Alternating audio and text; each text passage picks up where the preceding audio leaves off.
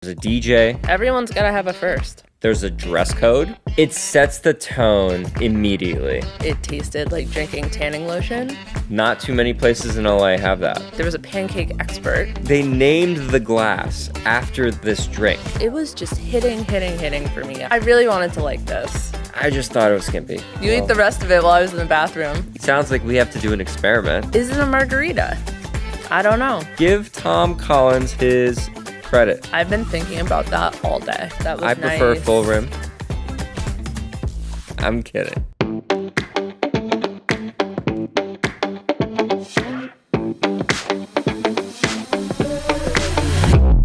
Welcome back to Aftertaste LA, where we give you unfiltered reviews of our meals across Los Angeles. Today, we're going to be talking about Lucia. So Lucia is crazy looking. And by crazy looking, I mean kind of awesome. Yeah. There's really no other restaurant I can think of that is quite as striking visually. It sets the tone immediately. They're telling you a visual story, and it's part of the whole narrative of your experience there. And it just sets the table really nicely. And Lucia especially, like, they nailed it because it is a little bit Art Nouveau, a little bit kind of 60s space age kind of feeling, but all of the like shapes and kind of the motif is very beachy. Makes you maybe think of the Caribbean, which makes sense because that is the food that they are serving. So everything kind of, flows into each other, which that's just how you make a really nice cohesive experience for a diner. As a writer, do you think they thought about this kind of in a Hollywood approach, like how we want this restaurant to make people feel? What is the story that we're trying to tell? Well, I guess we'll really never know for sure, but I could definitely see them approaching this like you would approach a production. So, I mean, it's kind of the same, right? Instead of making 10 or 12 or 20 sets, you're making one. And maybe within there, you have a couple of locations. So there you go. You're building out this stuff. I know that they had a designer, I'm sure they had what we in my industry would call production meetings, where you get the writer, the director, the arts departments, cinematography for a restaurant. I'm sure that they have the owners, the chef, their designer, etc. Anyone, their bar director, anyone who's going to be having creative input in the space. I'm sure they're getting together and having a battle plan. I would compare a restaurant more to a TV show because you said, you're building one set. Once you're stuck with that set, how you do the show, what the characters are doing, what the menu is, what the drinks are like, what service is like, those are all things that improve over time, and you can really kind of find your footing. So in this case, they've built a really awesome set. Yeah. And now they have this awesome runway to make a really amazing restaurant because they've thought through this design so well. You walk in, you're like, wow, this place rocks. This place is awesome. Like, so cool. Yeah. And just like, well, TV and movie set, either way, you're going to have those meetings. The question is, how many do you have to do back to back to back to back to shoot multiple episodes? Based on what this looks like inside, they definitely had an architect because some of the art design in there is extremely like architecturally invested. Like those booths are like something from LACMA. We eat a lot of restaurants and you don't see the type of design in the seating that has gone into this place. This had to have cost more money than normal. Well, yeah. It didn't look like a cheap, like, put it up in 2 days situation. I don't know. I read... it's not cheap no matter what. No, none of it's cheap. This place looks like it cost several $1 million to build out. Yeah. Easily. It looks great. It looks great. 100%. Like, they invested money in this. I read Infatuation compared the booths to like a mini Hollywood Bowl. Oh, I see And I that. could see that, like that kind of like shape that they did. But they're shaped more like seashells than the bowl. Yes, yes. I like that. That's cute. That is what it's like. The importance of feeling happy the moment you walk into a restaurant is overlooked a lot when people are designing restaurants. There's been some meals we've had this year where food was great and we had a good time, but the place felt dull. We're seeing that design is so important when it comes to a restaurant's overall impact on a diner's mood, feelings, what you take away from a meal. It's much more than was the food good, was the service good. Absolutely. And I thought it was really interesting this space and how built out it was and how thought out it was actually reminded me the most of Alchemist in Copenhagen, which is a very different experience. That's like ultra fine dining, very expensive, but it had the same sense of here's our vision for your night. Yeah. It's like going to experiential theater. Mm-hmm. Alchemist more than Lucia, but it just had that same vibe to it. Like Alchemist has this dome that you eat in that has projections on the ceiling. Lucia has seashells that you sit in to have dinner. Mm-hmm. And the bar is this coral like sculpture lit up from behind, like you're in Atlantis or something. Yeah, they've definitely tried to recreate the Caribbean in an extremely creative and artistic way. Yeah. And they really nailed it. Why did we want to go? For me personally, it was just seeing pictures of the interior. Yeah. That was enough for me. I was like, this place looks awesome. Totally my vibe. I'm there. Like, and the food was extra. It was just like, oh, cool. And the food sounds cool as well. Yeah, I heard about Lucia, and it was this Caribbean restaurant that was trying to do fine dining and take a lot of Caribbean influence. And it really reminded me of Tatiana in New York, which was a very, very similar vibe. So for me, we don't have anything like that in LA, and like we got to try that. Yeah. With a little bit of a grain of salt here, the chef, the owner, it's their first restaurant, it's their first solo venture. So you got to go in with a little bit of skepticism. Sometimes that works out. Sure. Everyone's got to have a first. Well, just from walking in, we were certainly impressed. Yeah, absolutely. I really liked the door handle leading in. Was a big old golden snake. Yeah, that was a really cool door handle. Super cool. And that's just the little details like that, you see the vision. Yeah. It reminds me of how Razaruma had a really rich tapestry of decor. I would say, too, a couple of things to note about Lucia. It was hard to get a table. We had to make a reservation maybe 2 weeks in advance or a week and a half in advance. It was booked up Friday and Saturday night. This place is popular, and you're going to have to work at getting a reservation. And there didn't look like there was a ton of seats. All of those booths that we talked about are huge. They can sit up to 8 people.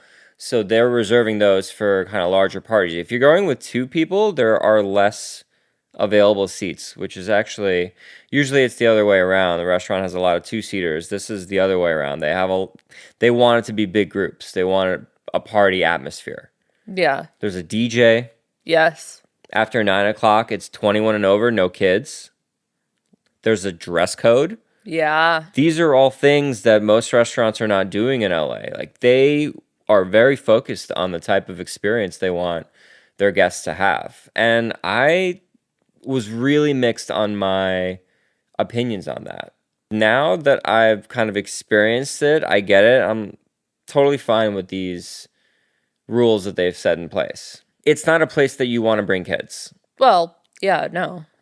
If you're under drinking age, this place is not for you. Yeah. I like the dress code. They didn't really seem like they enforced it fully. I saw a few people in hats. They say you're not allowed to wear hats or tank tops. Just, I like that they say it. They're setting a tone. Yeah, maybe you go in there, you're wearing a baseball hat. If you're dressed really nice and you're wearing really nice shoes or pants, or you're dressed to go out to dinner, you can pull off a hat and not have it look trashy. They just don't want people to dress like you're going to the beach. Or the gym. Which is funny because they've designed the place to feel like you're at the beach. Well, like a beachside club. Yeah, I would say this is as close as to the edge you can get to being a clubstaurant, but it's not a clubstaurant. So coming in, you have the DJ, the bar, the visual of the bar hits you, and you're like, whoa. Seated at the table, it was loud, but honestly, I thought it would be louder. It was loud. There's a DJ. Yeah. So there's music playing. It's louder than what you would expect for a nice sit down dinner, Yes. but totally fine with it because that's the vibe there. We wanted 9 o'clock. We wanted to go later to see what it was. By the way, they take reservations late. I'm Yes. pretty sure that you can still go to dinner there at like 11. Yeah, you can. Not too many places in LA have that. If you are a night owl, if you love to go out later, this is like you can eat dinner there at 10:30, 11 o'clock, and I think the kitchen is open till 11:30 or midnight. Not bad, yeah. I mean, it's nice to have a place that does that. We are, as we talk about kind of often, we are not a city that stays open late. Yeah. I would love for this to become a trend.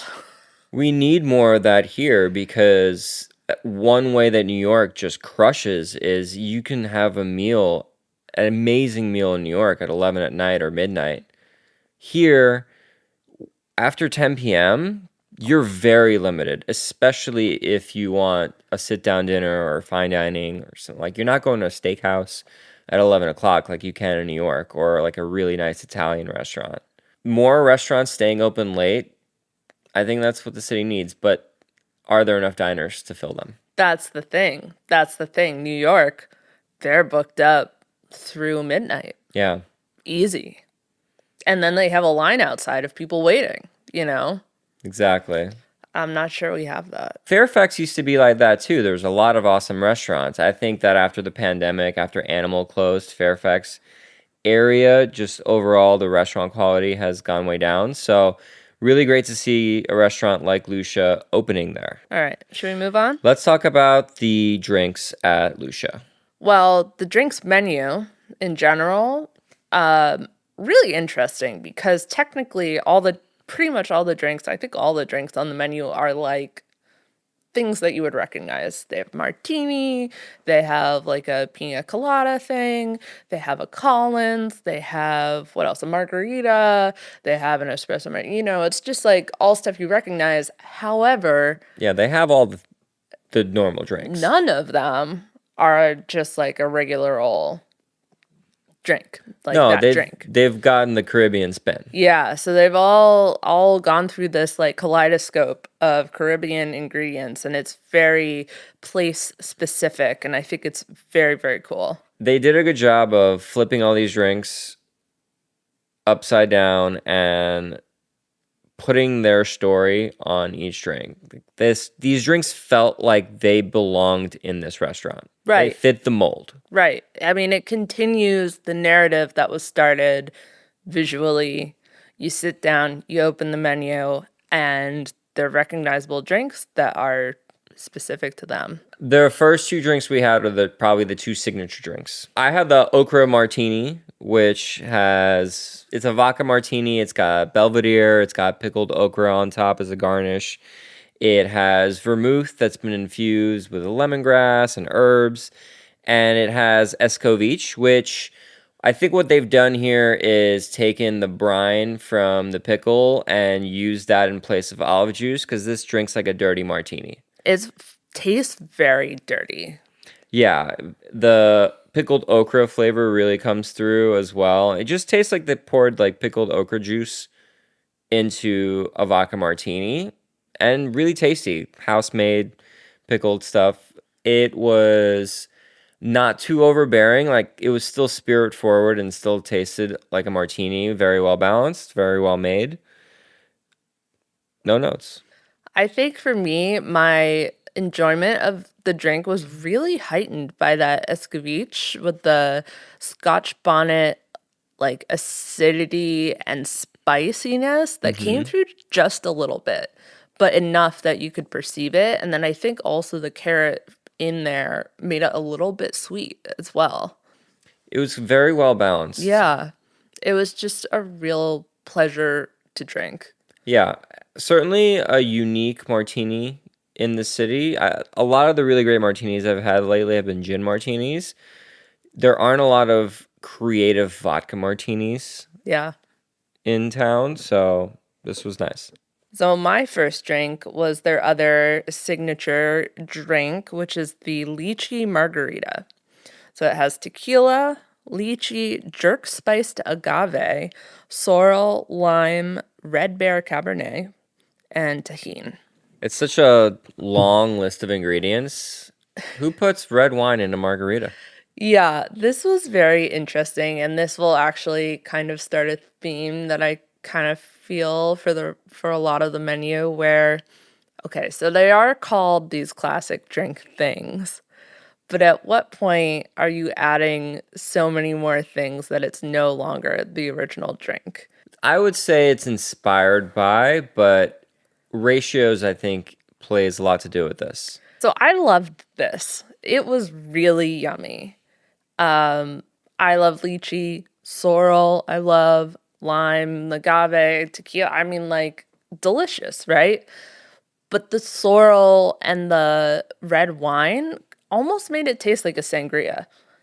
Yeah, I could see that. So, and I like sangria. Sangria is great. Is it a margarita? I don't know. When I took my first sip of it, I definitely felt the margarita vibe. I mean, the tequila gets you a lot of the way there. Well, it's a balance of tequila and sweetness and acidity, right? It was a really pretty color. It was really, really red.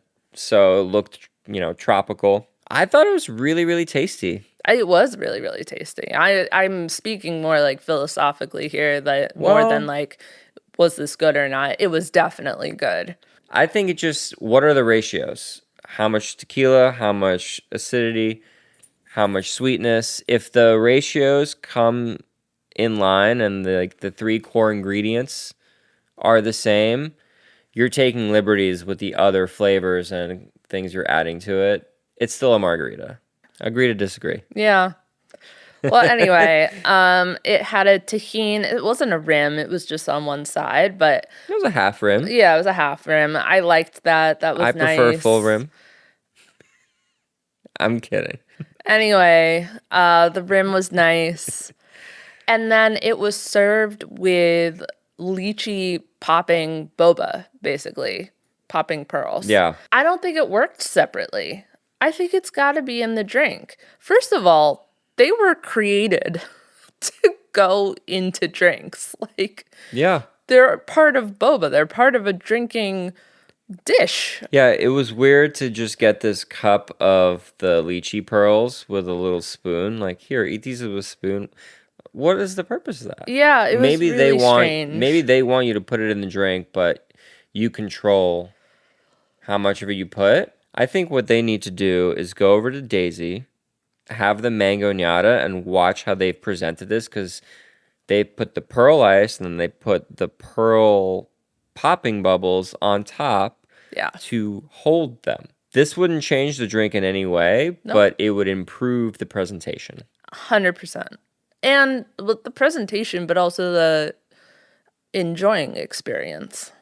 Yeah, I mean, I thought this was a 7 out of 10. They can bring it to a 9 out of 10 if they do this lychee thing. It was just confusing, Sure. you know. But they Again, were delicious. I love lychee. I thought it made a lot of sense with the lychee texture to make them into popping boba. I love that idea. yeah, I'd order it again. Yeah, me too. I'd put the bubbles Yeah. in the drink though. Yeah. So the next drink that I had was the Tamarind Collins. Mm-hmm. Now, before I even talk about this drink, I need to take huge issue, with the fact that they served a Collins in a rocks glass. Now, does that sound elitist? Does that sound snobbish? Maybe. Maybe. But they named the glass after this drink. You've called it a Collins, and you don't put it in a Collins glass. To me, that just sounds like an oversight. So, at the risk of sounding like a high school valedictorian starting my speech, I looked up the definition of a Collins. So I'm like, what makes a Collins a Collins, you know? A Collins is a sour cocktail served in a tall glass over ice and topped with soda water. There's a reason why it goes in a tall glass. Yeah. Well, You okay. want it to stay fizzy. Right. You want the bubbles. There's chemistry here. I don't think this would have changed how I enjoyed this drink. But if you're going to serve a Collins, put it in a Collins glass. Yeah. Give Tom Collins his credit. This man invented... Can you imagine having a drink named after you? You invented it. I mean, he didn't really have to work too hard. No. Put some lemonade and some gin and pour some soda water. Yeah. It's delicious. It's delicious. It's a perfect summer drink. Absolutely. Who doesn't love a sparkling lemonade? They named the glass after him. Give the man his credit. Well, anyway, how'd you like the drink? It was delicious. Mezcal, tamarind. I have not had a red stripe in years. Me neither. And I love red stripe. Yeah. I don't really see it that often in stores. I think you got to go to like a Bevmo, a large beer selection liquor store to find it. They're not in every liquor store here. But I love red stripe. And what an interesting addition to mezcal and tamarind. It just worked. It was I thought great. it was so smart. So smart, especially with the tamarind. Because, like, it kind of has that, like, dark, not molasses, but, like, kind of molasses-y flavor. Yeah. Perfect. Yeah, really good drink. Yeah. Wrong glass, but whatever. I mean, I would still order it again. Yeah, all right. You're so offended. So then my second drink was the Agave Pina Verde, which looked very interesting. It was clear, which I guess I wouldn't expect from the ingredients of this cocktail. So it had tequila, coconut, pineapple, citric acid solution, and chartreuse vegetal.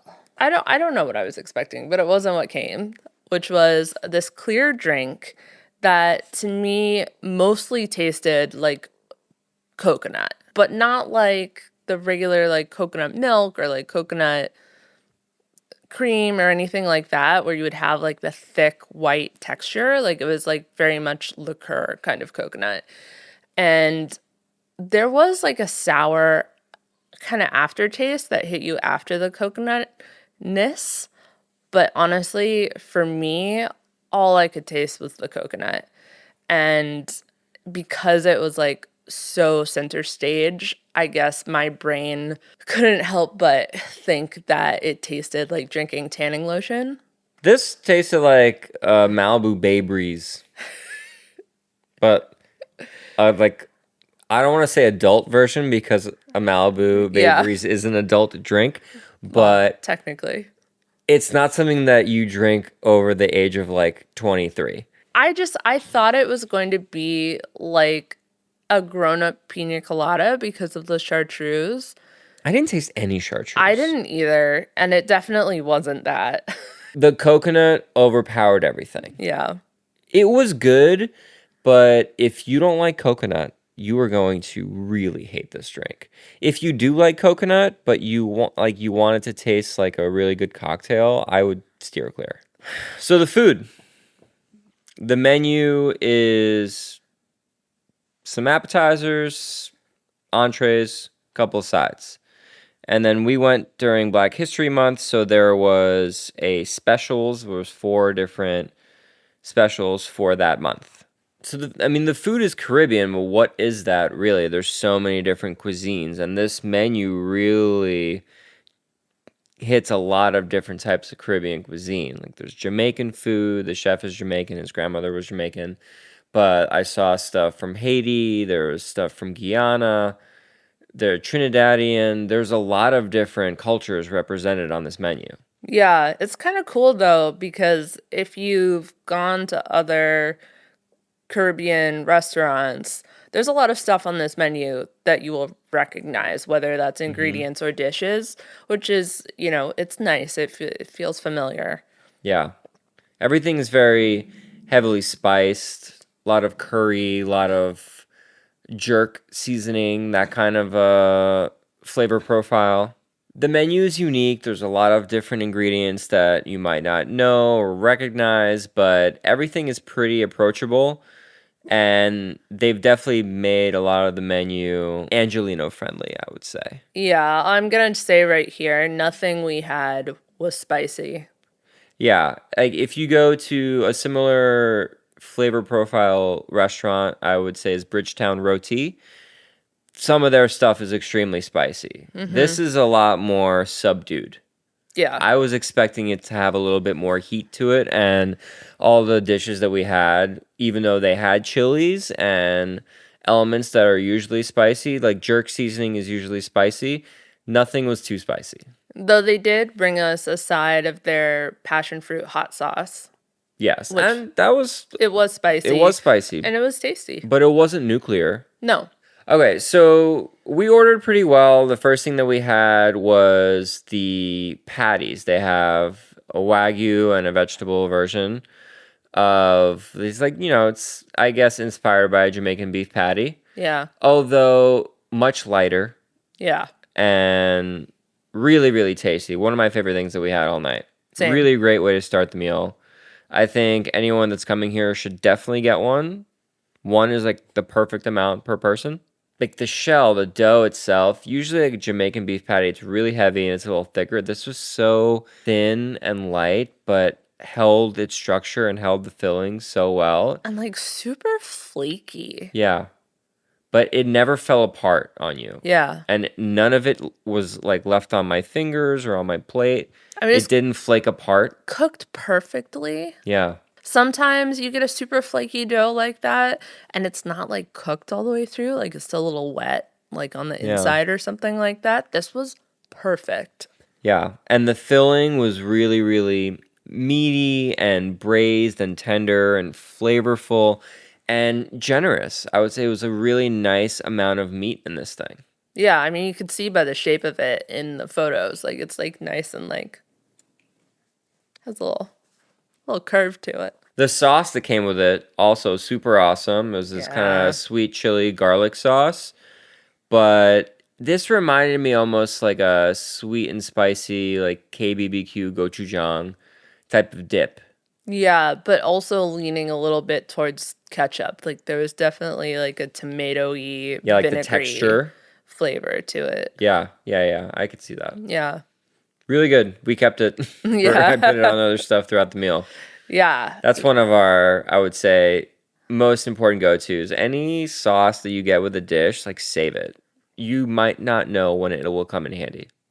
Yeah. And, these really needed a sauce. They were good on their own.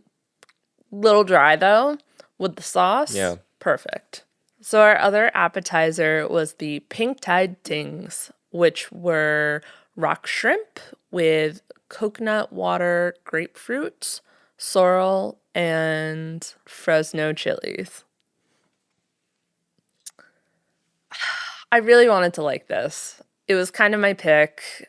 I love like a ceviche fresh seafood thing. Unfortunately, it was just a little bit unbalanced. The overarching flavor here was sweet and really couldn't discern any other things in there. Maybe a little bit of grapefruit, but not very much, not enough to like take a little bit of that sweetness out of there. And the rock shrimp themselves are very, very sweet. So it was just all kind of same, unfortunately. Yeah. However, they came with taro chips, and I already love taro, but these were really nice. They were super thin, and they were seasoned really nicely with salt and like maybe some sort of barbecue tasting seasoning, Hmm. and I could just eat those things all night long. I don't think shrimp is the right seafood for this dish. The shrimp themselves were extremely sweet, and the sauce is sweet. It was sweet on sweet.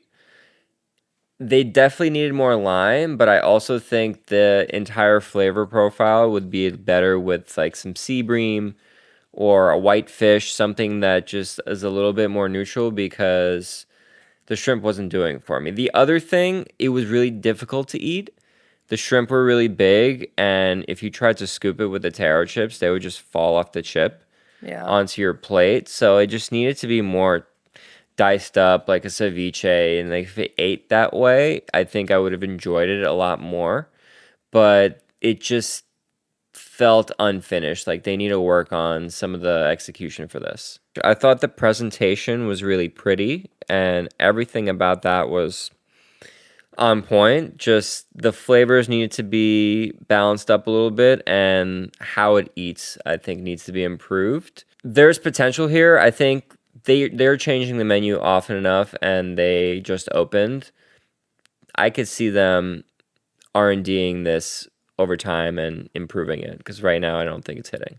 Yeah, and that's something that they actually write on the menu is like, this is our menu right now, but like, don't assume that when you come back, it's still going to be our menu because like Right. things are getting changed out all the time. And I respect that you have to find what your greatest hits are. They don't really know what those are yet. First entree we had was the Haitian Wagyu Tasso, and it had pislik and tostones and a citrus jus. And the way that they did this dish was really interesting. They braised short ribs, and then they pressed it into these rectangles, and I guess they roasted the rectangles. So you get these two big kind of bricks of braised short rib on your plate, a little bit of sauce, three tostone discs, and then a little bit of this like pickled cabbage and carrot mix. Now, the flavors of all this dish were fantastic, but that's kind of where my enjoyment of it ends. It was very dry, Yeah. the short rib itself. I think I would have much preferred this to be a charred piece of like a medium rare Wagyu short rib that you can get certain short ribs that don't need to be braised and they can be tender. We've had a few, and all the other flavors, everything that was going on would have worked so much better with a grilled piece of meat versus this braised thing that they did. It just wasn't working for me. Yeah. I thought that the amount of meat that you get and then the amount of all of the other elements were at a misbalance. You just had so much more meat than the other elements that by the time you ran out of the tostones and the cabbage, you're left with a bunch of leftover meat. There wasn't a whole lot of sauce. I wanted more of that sauce. The sauce was delicious. Yeah. Every element on that plate tasted really, really good, but cohesively, it just was really not working. I honestly did not realize there was sauce at all until today when I looked at the menu and I was like, citrus jus? Where was that? So I looked at my photos. So we both take photos of every single dish. I And hate it. obviously, yeah, it's not great. I mean, but we have to, obviously. But we're sitting on opposite sides of the dish. So we get opposite points of view. And I realized from my point of view, there was no sauce from my side. It was all on one side of the dish and not very much of it at all. So I didn't even perceive that there was a sauce. So for Yeah. me, it was even drier than what you experienced. I also think I'm not really seeing the chef's vision of how he wants me to eat it. Yeah. Usually you can kind of figure that out. With this scenario, I was kind of like, okay, I usually a tasso comes with rice and peas. It's kind of fried goat and a lot of this pickled vegetable stuff and the rice and peas. So it's kind of a hearty meal that you have. This is, that's fine dining approach that they're doing. I just think that it's a little bit, I don't know, miscalculated. Yeah. Do I put a little meat and a little cabbage on the tostone and eat it that way, or am I just taking like small bites of everything? I just didn't get it. I Yeah. mean, I did really love the pickled vegetables. They were delicious. I loved everything on that Yeah. plate. They all tasted good. It just as a dish conceptually, it just needs more work. So you're saying you didn't really see the chef's vision for how to approach this dish. I felt the opposite for the next thing that we had, which was the duck breast, which is a curry duck breast that came with mango talcary, which normally is made with pumpkin, but this one was mango. And it was very, very nice. A nice thick sauce underneath the duck breast, which was crusted with pistachio and chocolate, which was really just so delicious. And then you had that nice little duck breast arranged on one side of the plate, and then on the other side was this young mango, which was such a nice accompaniment. Size wise, it was very well matched to each piece of the duck breast. So you could get one piece of mango, one piece of duck breast, and then you had the crust, which gave you this nice crunchiness. So you had the texture and then the mango sauce. It was just, I thought it was beautifully composed visually on the plate. It was beautifully composed with taste, with texture. It was just hitting for me. It was cooked perfectly. I thought that the fat was rendered nicely. Like, I have nothing but amazing things to say about this dish. I really loved it. Technique wise, the cook on the duck breast was really nice. They rendered all the fat out. Skin was crispy. It's kind of medium rare. In the middle, the seasonings were there. The sauce underneath, really good. I have one issue with this dish, and it's the portion size. Yeah. This was $63.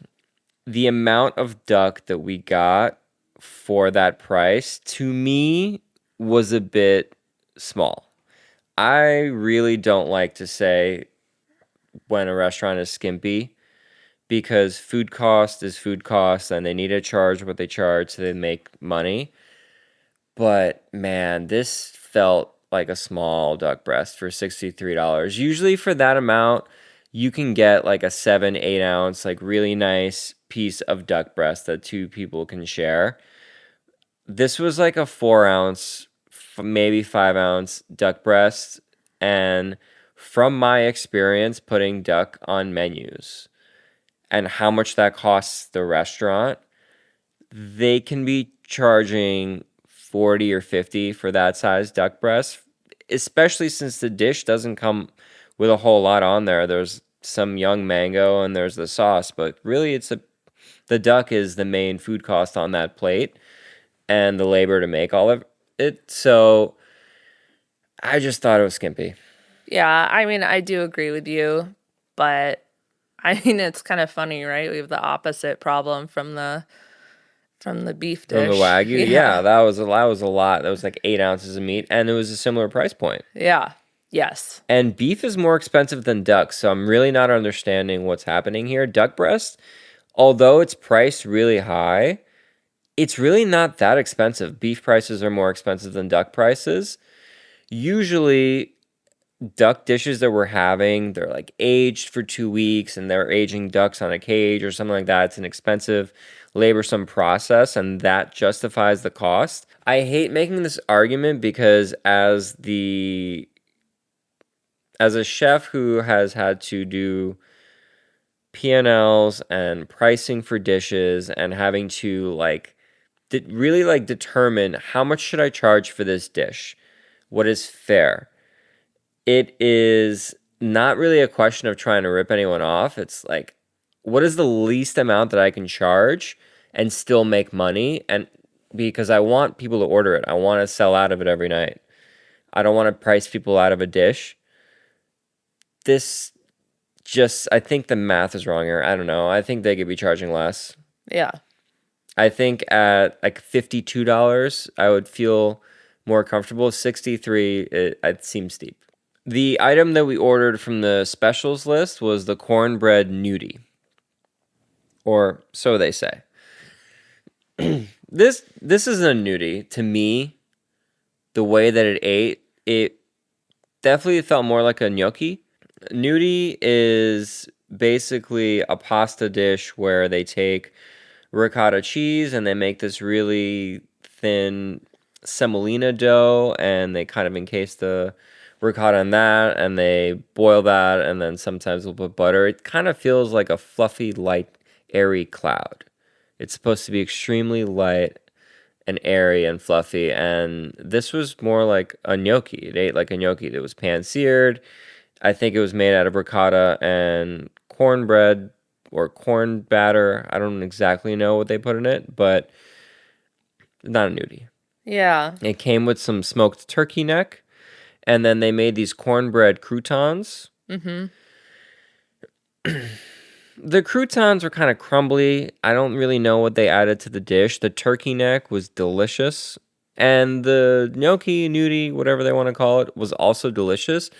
But it kind of felt like a whatever dish to me. I don't know if I would order it again. The server recommended that we get it as a side to our mains. And Yeah. it didn't really feel like a side dish, Yeah. but it didn't really feel like an entree. I don't really know. Anyway, The- yeah, I mean, I thought it was a real nothing burger. Basically, I had one or two bites and I just really enjoyed other things on the table more, so I just went back to them. The way I approach grading these specials, things that are going to be on the menu for only a week, they're not really like a mainstay of the restaurant, is this is the chef having fun and freestyling a dish. And if there was months and months to work on it, then this can improve over time. But this is a real just kind of freestyle. Yeah. So you're seeing the chef's range. He's having fun with it. So I think this one obviously needs a little work. There's some really great stuff there. The turkey neck, the sauce, the actual nudie gnocchi itself, like they were good, but it needed a little bit more work to be great. I thought the concept sounded really cool. The execution didn't quite live up to that, but concept-wise, I'm like, I see it. I could see it. Yeah. That's the thing about specials.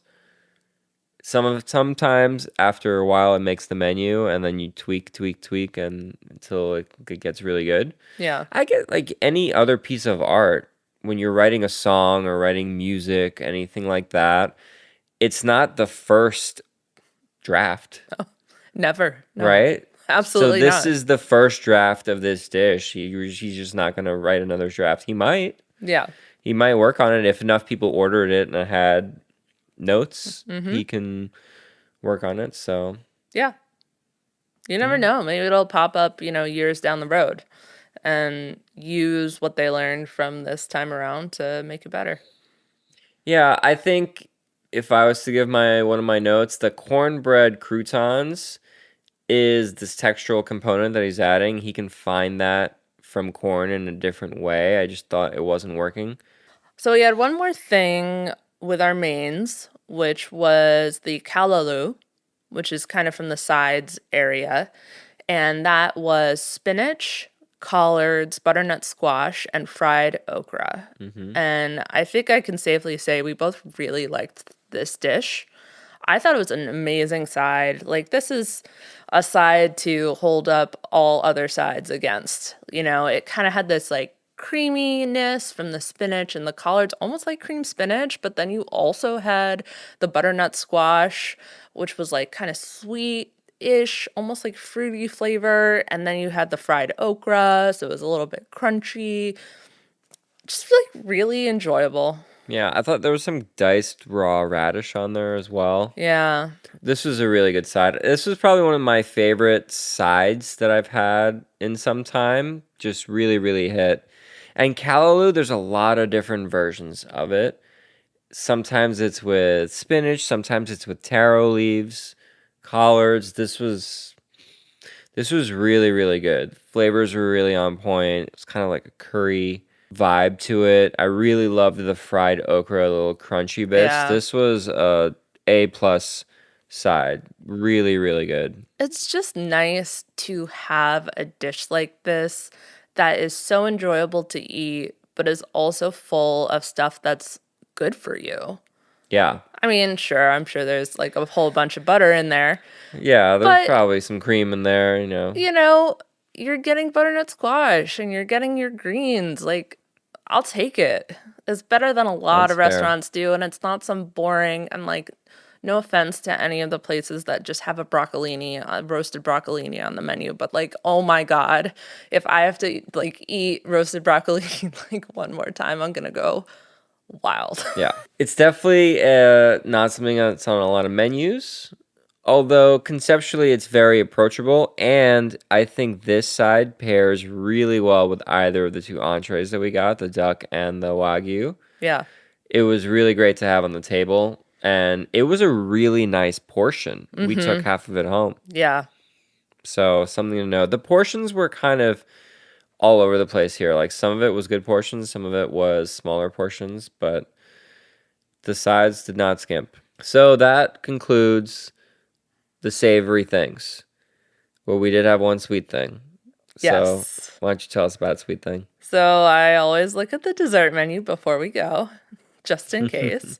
They only have two food items on the dessert menu. So they have these puffs, which we got, and a coquito tres leches, which also sounded delicious. They also had one on the special. They had a sweet potato pie. Yeah.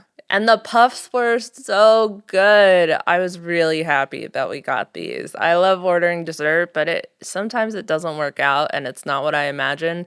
And this wasn't what I imagined, but it was better. It was not what I imagined at all because this was like, it came to the table. I'm like, oh, these are churros. They look like churros, but they're not. So the dough batter, churros is kind of in between, right? Like you like squeeze it out into the oil. So I'm like, is that a dough or is that a batter? I don't know. I guess it's Exactly. both.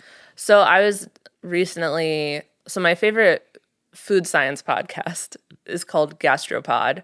I like gastropod. Yeah, and one of the hosts is the one who wrote that book about refrigeration Okay. that I read Yeah. because I am a nerd. 100%. It's the history of refrigeration. Shout out Nicola Twilley. But it was a whole episode on pancakes. What makes a pancake a pancake?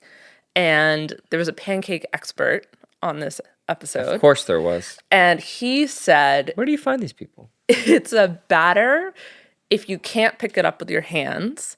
And it's a dough if you can. So even like a focaccia dough or like a really high hydration dough, like you can still pick it up with your hands. So then this is a dough.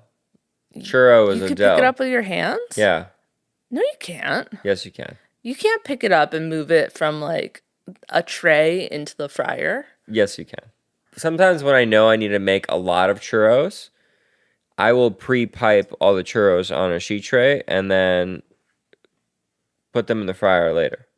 They don't get bendy from that? No. Anyway, these puffs were made with a dough that has taro in it. It's a dough. It's a dough. And the texture is a little bit or a lot different than a churro because of the taro in it. And it's a little bit more like dense, a little bit more chewy, I guess. It reminded me of a donut. But like a potato donut. Yeah. If you've ever had spud nuts. So these puffs were really good. They were nice and chewy. Like they almost reminded me a little bit of mochi, which I love. They didn't have as much of a chew as No, mochi. no, but they were like starting down that path a little bit. I could see that. And they were served with two accompaniments. One was a Coco Lopez caramel sauce, which my family has been a Coco Lopez loyal fan base for my entire life and before that. My parents used to sail down to the Caribbean together. They were big sailors. And like, I guess that was just the thing to make pina coladas. You don't use anything else. Yeah. So my entire life had to get the Coco Lopez. So this for me was like, this is what I want. This is perfect. And it was delicious. I wonder how they made it because the guy who dropped it off said it was a dulce de leche. Mm, So I'm wondering if they just take the can and they boil it. yeah. Which, if you didn't know how to make dulce de leche, you take a can of sweet condensed milk, and you boil it for like 4 hours slowly, and then chill it, and then when you open it, it's dulce de leche. So, sounds like we have to do an experiment and report back. Oh, I'm here for it. If you have ever done this, please let us know in the comments. Yeah, how the Coco Lopez comes out. But we're gonna try it anyway. Yeah. Tune into our Instagram. Now, the other accompaniment was chocolate tamarind. Now, I spoke earlier about how much I love tamarind, and I do. I've never met a tamarind flavored thing I didn't like until this chocolate sauce. Yeah, man. I love tamarind. It does not belong in chocolate. It just didn't go. It was way too sour. The chocolate was not able to like bring it back to that like sweet, enjoyable flavor. It's just not the right, I don't know. It's either not the right ratio or just maybe just not the right thing. I think because I love like a churro with chocolate so much that I was just missing that experience. Well, that's the thing. I don't need the sour. It still needs to be like recognizable as that chocolate. And it wasn't. It was Yeah. tamarind and then also some chocolate. Yeah, the tamarind was overpowering it, and the dulce de leche was so good that I just kept going back to that. And I will say they gave us very nice portions of the dipping sauces, so it didn't matter that we just wanted the dulce de leche. It totally worked out. We had plenty of it, and it was really, really delicious. Yeah, I think this is the dessert to order. It's great to share. I think it came with 4 pieces. Seven. Seven Seven. pieces. All right, you really counted, huh? Well, I was like, oh, it's odd, so I'm smaller than you, so I'm going to make you eat the last one. We split the last one. No, we didn't. We didn't. Oh, okay. You ate the rest of it while I was in the bathroom. You were like, I'm only going to have half. And I said, okay, I'm going to go to the bathroom before we leave. And then when I came back, it was gone. All right. Well, I had forgotten that I ate that half. So I'm just going to chalk it up to bad memory. Okay. It was good. The texture of the donut, the way that they fried it, really, really perfect. Yeah. And the outside, they like rolled it in. With cinnamon sugar. Well, it was, but I think there's also like some coconut in there and maybe like some of those warm spices like that, maybe a little cardamom or something. Definitely allspice a little bit. Yeah. Yeah. But not too much. Just No, it was subtle. Just a touch. Really good. Yeah. I'm guessing the tres leches coquito is going to be like a heavier, more individual dessert. This is definitely like if you have a group, you just order one of these and everyone kind of has a little bit of sweet. Yeah. And the churros themselves were not very sweet. Yeah. Which I also like. Like I want my dipping sauce to be very sweet and then the churro can be a little bit more plain. Yeah. And I think if you're not hungry anymore, but you still want something sweet, 2 of the cocktails on the bottom of the menu were kind of dessert cocktails that I think could be a great substitute. Yeah, absolutely. So. And they also have fancy cognac if you want to. Oh, yeah, the Louis the 13th. Yeah, if you want to order an ounce or 2 of that for $250. All right, so that was everything we had for dinner at Lucia, but now let's talk about the service. I'm going to go first. I thought the service was fine. I didn't think we had bad service. I thought our server was very nice and informative. She took our orders. She gave us some advice. She cleared things properly. It was fine. It just didn't feel overly special. And if they're going for a fine dining type of food, I think the service needs to match that energy. And I thought this was a little bit more lax. So say the only element of our experience tonight that didn't fit the story or the identity of the restaurant was the service. Unsurprising that I feel that way, considering that the chef and the owner is their first restaurant. Good service is really tough to get good at, especially if you don't have a lot of experience in hospitality. Yeah. Yeah, I agree. I thought it was fine. Everyone was very nice. You know,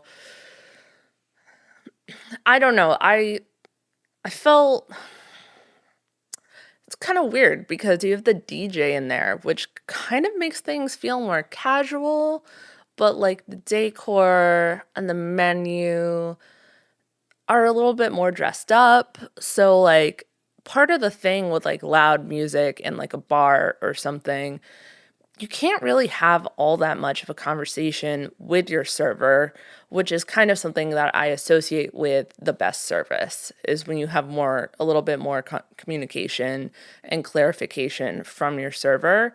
So like those two things were also at odds for me. I don't really know how you fix that because of their goals for like what the vibe is in there.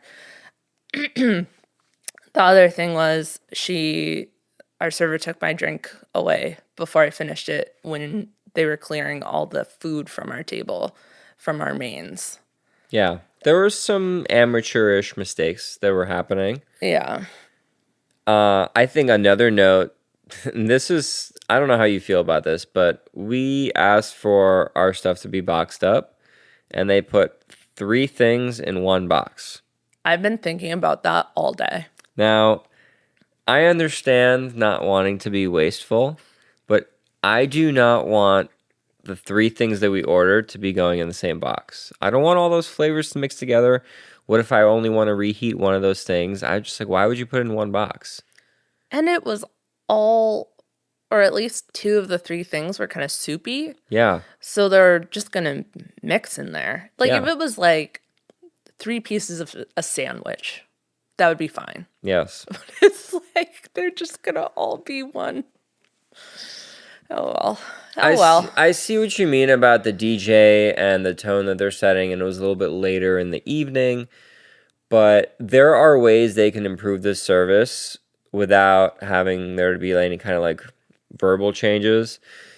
They weren't really refilling our waters, and the way things were cleared in place wasn't like as elegant as it could be. There are ways to polish to Yeah. make hospitality feel less stressful on the diner. I didn't really feel well taken care of. I didn't feel like anything went wrong or the service was bad, but if they want to go for a fine dining kind of luxe experience, Yeah, it didn't feel luxe. I think that's the word. Like the prices and the entire vibe of this place is supposed to feel luxe, and I think the service is where that part didn't really shine through.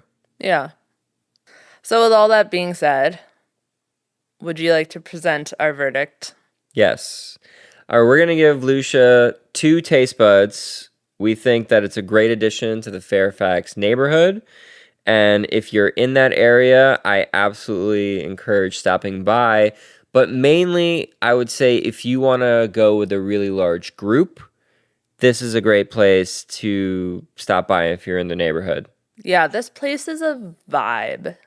It's a party, and that's the best part of it. I think the reason why we're not giving this a 3 or 4 is A, it's a young restaurant. They have a lot of things that they're still working through. There were some misses tonight. Not everything was perfect. Not everything is ever going to be perfect, but it's just an extremely young restaurant with an extremely green staff and ownership group. So they need to get some reps in before I'm willing to give it a higher score.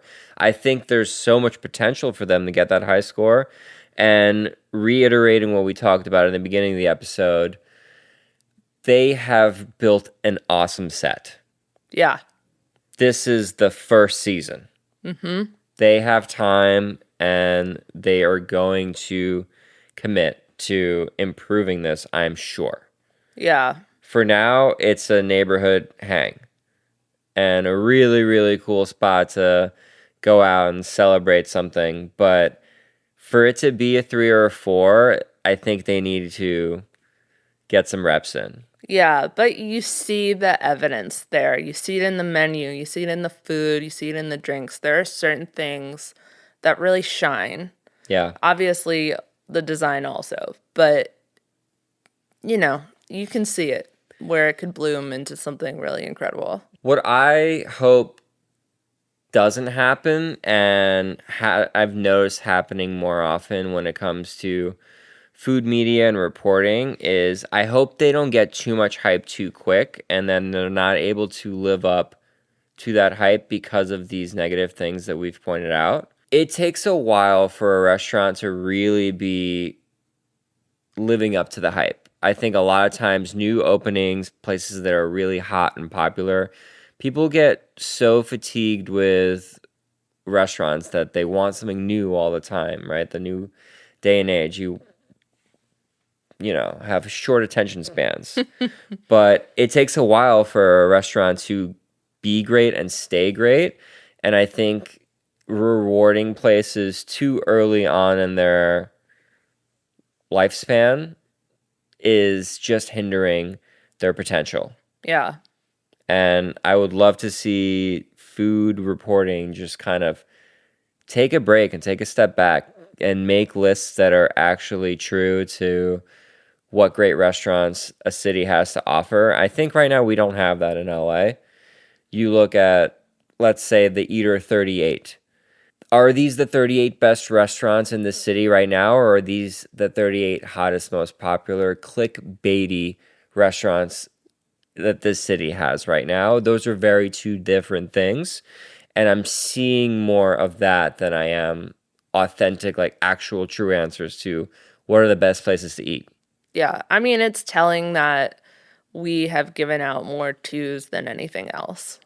I would say that our rating system is most close to the New York Times system, where they really don't give a lot of 3 and 4 stars. Yeah.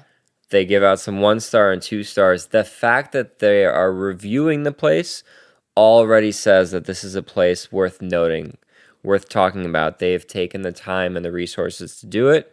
And then only very few reach that upper echelon of 3 and 4 stars because there aren't that many restaurants that can hit on all those cylinders consistently over time and really show that they are a true like dynasty. If you want to see more reviews like this, please remember to like, subscribe, share, and leave us a comment with all of your thoughts.